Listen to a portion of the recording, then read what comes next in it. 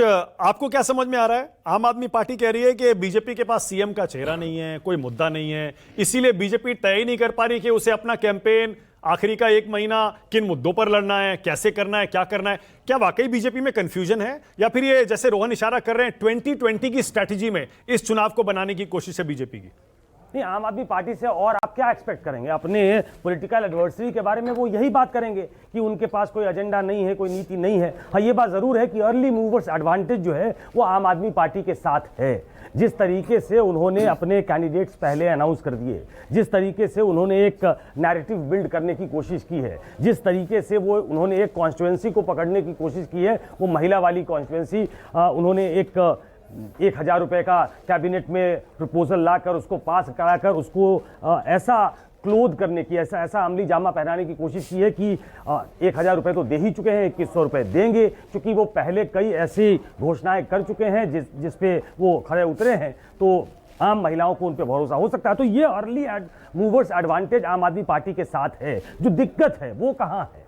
देखिए, पिछले 10 सालों से सरकार है, 10 साल की कोई भी सरकार एंटी इनकम्बेंसी झेलती है। प्रधानमंत्री बहुत ही पॉपुलर प्रधानमंत्री है। 2014 में, 2019 में आपने देखा, इस बार 400 पार जाना था, लेकिन वो उनकी गाड़ी 240 के पास अटक गई। तो 10 साल की एंटी इनकम्बेंसी किसी भी पॉपुलर, किसी भी लोकप्रिय चेहरे को थोड़ा तो डॉक में डालती है, और उस अरविंद केजरीवाल का चेहरे को डॉक में डालने में बीजेपी लगी हुई है कि वो खुद जेल गए, उन पे शराब घोटाले का आरोप लगा, उनके मंत्रिमंडल के कई सहयोगी जेल चले गए, उनके बहुत ही वोकल सांसद जो हैं संजय सिंह वो जेल चले गए। तो एक तो ये एक दिक्कत है कि उन पे भ्रष्टाचार के आरोप चस्पा करके उनको केंद्र में रख के बीजेपी लड़ना चाहती है। क्या ये सिर्फ इससे काम चल जाएगा क्या? लेकिन ये एक ड्रॉबैक आम आदमी पार्टी के साथ दिखाई देती है। दूसरी बात, एंटी इनकम्बेंसी के अलावा ये एक तरीके से देखा जाए तो उनका भी टेस्ट है। बहुत सारे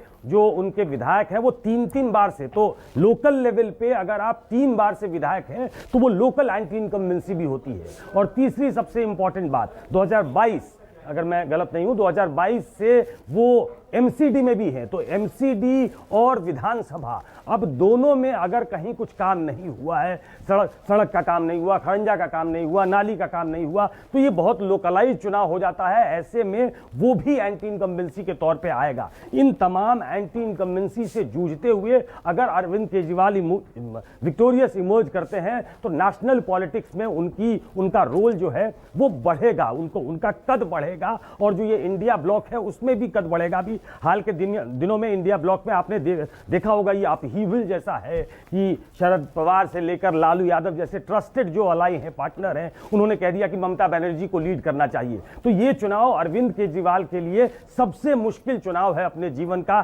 शायद उससे भी मुश्किल जब वो 2014 का चुनाव लड़के दिल्ली में 2015 का चुनाव लड़ने आए थे। लेकिन एक स्मार्ट मूवर की तरह, स्मार्ट पॉलिटिशियन की तरह अब वो पुराने वाले अरविंद केजरीवाल को आप भूल जाइए, जो शायद बहुत नाइव थे या उनको पॉलिटिक्स का उतना एक्सपीरियंस नहीं था।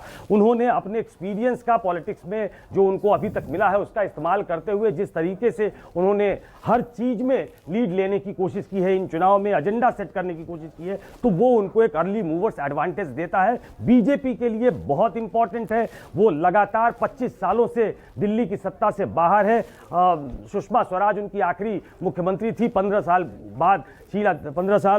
तक शीला दीक्षित रही। उसके बाद अरविंद केजरीवाल ने सबको मटिया मेट कर दिया है। तो बीजेपी के लिए दिल्ली जीतना ये एक प्रतिष्ठा की लड़ाई हो चुकी है, जिसमें वो नरेंद्र मोदी तक को झोंक चुके हैं। नरेंद्र मोदी फिर से उसी अपने स्टाइल में है। जब वो कहते हैं प्रधानमंत्री कि ये आपदा है, आपको आपदा से जोड़ा है, तो वो बहुत ऑफेंसिव पे हैं। लेकिन क्या ये ऑफेंसिव ही काम आएगा या फिर कोई ऐसी नीति आपको एक ऐसा नैरेटिव आपको बिल्ड करना पड़ेगा जो अरविंद केजरीवाल को मुश्किल में डालता है, जो अरविंद केजरीवाल को मुद्दों पे चैलेंज करता है, जो अरविंद केजरीवाल को एक्सपोज करता है जमीन पे कि भाई आप नहीं भाजपा को इस बार। क्या ऐसा बीजेपी कर पाई है? अभी तक ऐसा नहीं लग रहा है। और वो जो लेट मूव कर रहे हैं, मुझे लगता है कि ये भी जो अभी उन्होंने टिकट घोषणा की है, मेरे ख्याल से 6-7 उसमें बाहर से आए हुए लोग हैं। तो बीजेपी के साथ एक दिक्कत है कि वो पिछले कई चुनाव यहाँ हार चुकी है, वो सेटल करने की कोशिश कर रही है। किसी बड़े चेहरे का, लोकल चेहरा जो दिल्ली का चेहरा हो, अरविंद केजरीवाल के बराबर वो बरख्त वो खड़ा हो सके, ऐसा भी उनके पास नहीं है। ये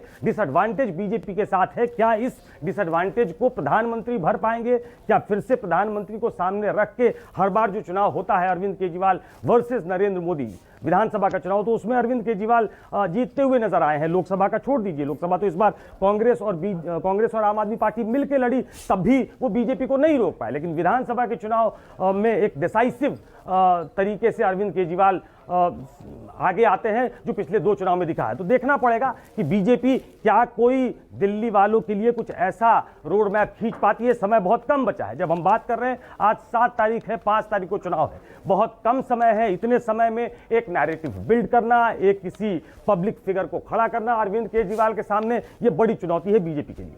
अब रोहन